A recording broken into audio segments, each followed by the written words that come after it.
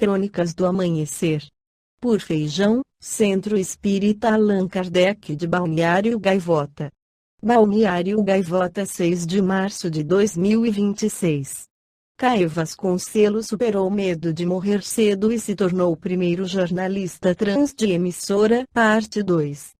Caio Vasconcelos tinha o medo de não conseguir envelhecer, uma vez que a expectativa de vida para pessoas trans é menor que 35 anos, segundo dados divulgados pela Associação Nacional de Travestis e Transexuais.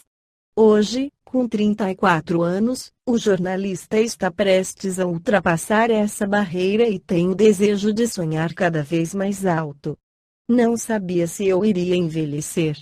Antes, eram coisas ruins que a gente ouvia na imprensa, morte e violência, relembram em entrevista exclusiva ao Terra. Kai conta que nunca se identificou com os padrões de gênero, mas por 12 anos se apresentou para a sociedade como sapatão.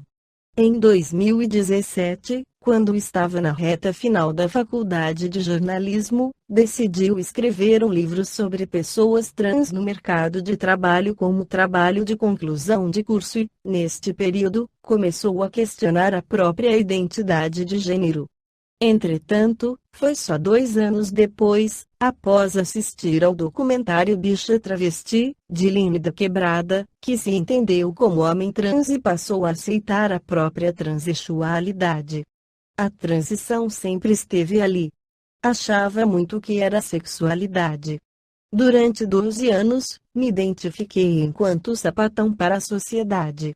A masculinidade que crio hoje vem da sapatão que fui um dia. Para Caê, o apoio da avó foi fundamental na transição e em todo o caminho que percorreu.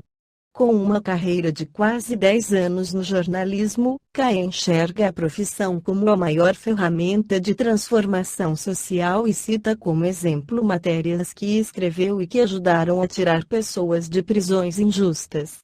No livro Conflitos Existenciais, o espírito Joana de Ângeles, pela psicografia de Divaldo Pereira Franco, esclarece sobre a libertação pela morte. O corpo é, portanto, abençoado presídio celular temporário que retém o espírito, impedindo-lhe a lucidez plena da realidade, facultando-lhe o germinar das divinas potências que lhe jazem adormecidas no imo e que procedem de Deus, herdeiro que é das suas sublimes concessões.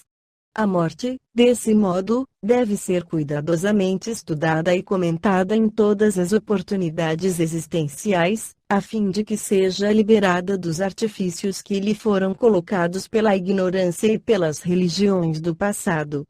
Fazendo parte do processo normal da vida, não pode ser deixada à margem dos acontecimentos, como se merecesse consideração apenas quando se apresenta, arrebatando um ser querido ou anunciando-se como preparada para conduzir o próprio indivíduo.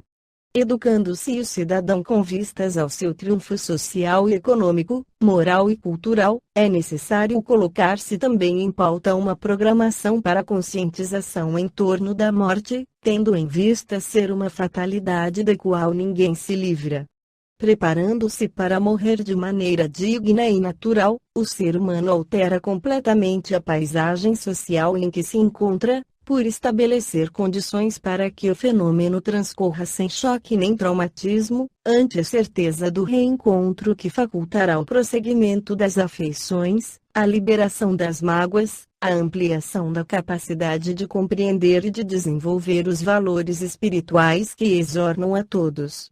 Muitos males podem ser evitados, quando se estabelece um programa consciente para a morte, que faculta a aquisição de recursos morais de imediata aplicação, capacitando o ser humano para a compreensão da jornada efêmera em que se encontra e do prosseguimento da realidade que enfrentará após o despir dos trajes orgânicos.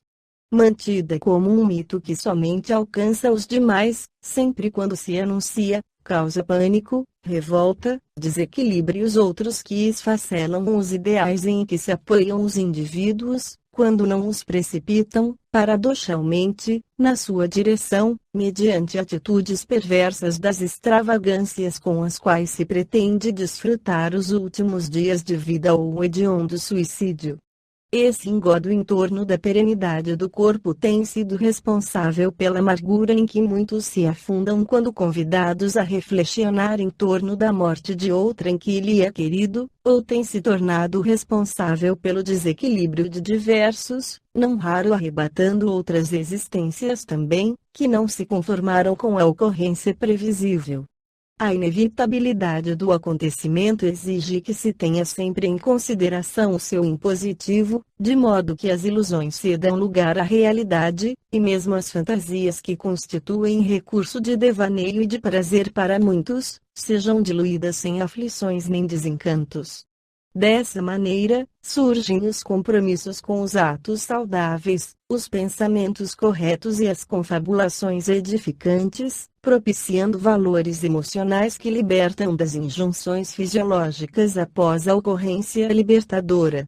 Quando isso não se dá, as fichações doentias, os hábitos insanos, as condutas perturbadoras atam o espírito a essas e outras paixões, proporcionando-lhe sofrimentos inimagináveis, até que se diluam os vestígios materiais pela decomposição cadavérica.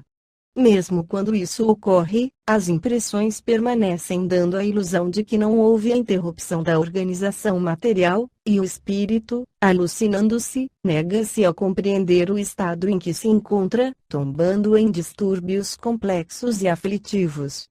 O amadurecimento psicológico do indivíduo trabalha para considerar que, por mais longa se lhe apresente a existência, chegará sempre o momento em que será interrompida, e, dessa forma, equipa-se de sentimentos de renúncia e de abnegação, tornando-se grato pelas experiências adquiridas, assim como anelando pela conquista de outras realizações enobrecedoras.